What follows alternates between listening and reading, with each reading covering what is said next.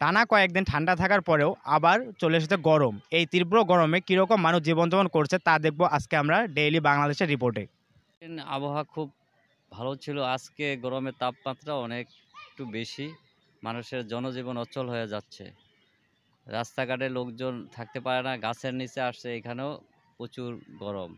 গরমে গাড়ি চালাবার পারিলে শরীর ক্লান্ত হয়ে পরে,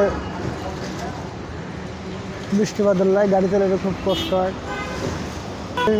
গ্যাস গাছালি তো নাই, এর জন্য দেখা যাচ্ছে যে অক্সিজেনটা পাওয়া যায়, গরমটা একটু কম হয়, গরম কম হয়।